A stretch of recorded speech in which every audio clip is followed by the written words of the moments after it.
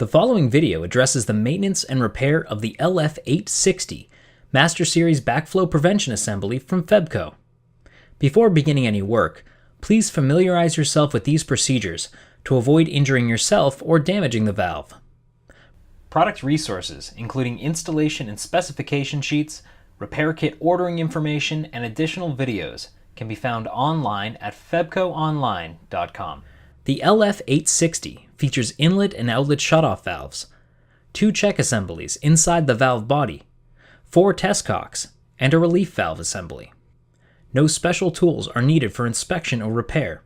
You'll need an adjustable wrench and a socket set. Febco backflow prevention assemblies can be serviced in-line. We'll begin by shutting down the system. Note, this is a dry demonstration. In real-world applications, water will escape the valve during the following procedure. Take proper precautions. Slowly close the outlet shutoff valve.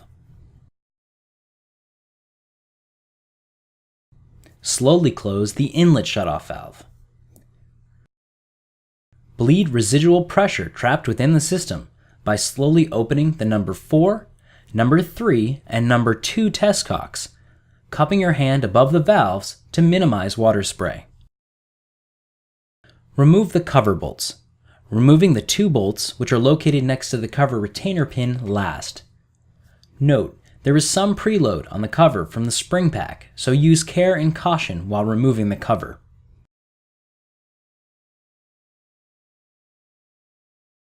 Inspect the bearing socket on the check cover.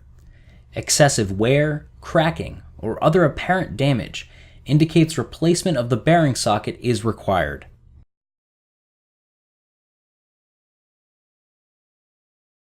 Remove the cover O-ring. Inspect the cover O-ring for damage and replace if needed. Note, during regular maintenance, the entirety of the check module does not need to be removed from the body of the valve for service. Instead, we will uninstall and inspect individual check components. Remove the pivot bearing from the upper spring retainer of the spring module.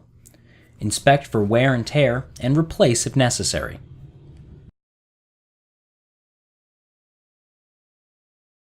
Remove the spring module for inspection. The spring is held in place by a load pin and 2 retaining clips. Remove one of the 2 retaining clips. Using the second clip as a handle, slide out the retaining pin.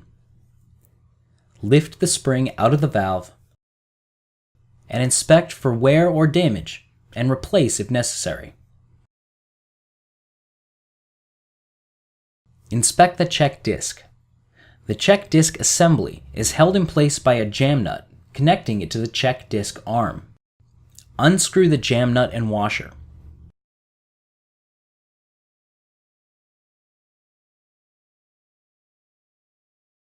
Lift the check disc arm and carefully remove the check disc assembly. Inspect the seat sealing surface for debris or damage. Note, with the check disc assembly removed, the check seat sealing surface is now exposed. Care should be taken not to drop the check disc arm onto the seat sealing surface.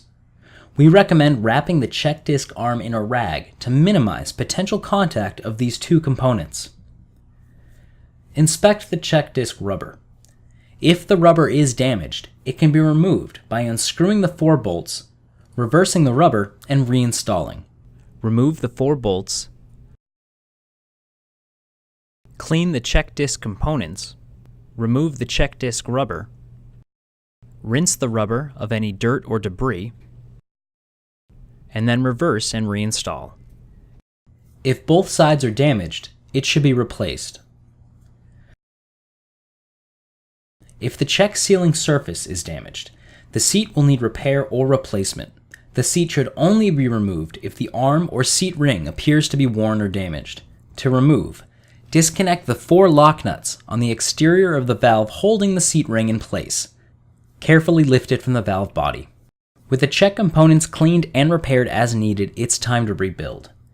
If you remove the seat ring assembly, make sure to properly reinstall and lubricate all O-rings, stud and main sealing surface, and evenly tighten the 4 locking nuts. do not over-tighten the locking nuts.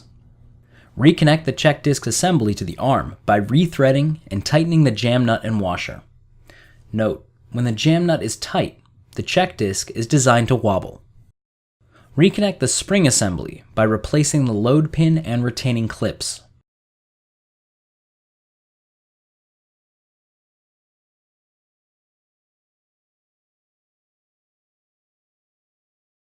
Reinstall the pivot bearing.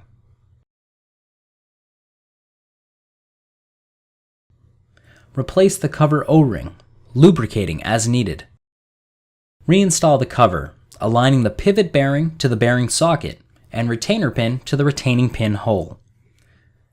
Rethread bolts in a cross pattern, starting with the 2 bolts on either side of the retainer pin. Torque wrench tight in a cross pattern to ensure the cover is evenly threaded.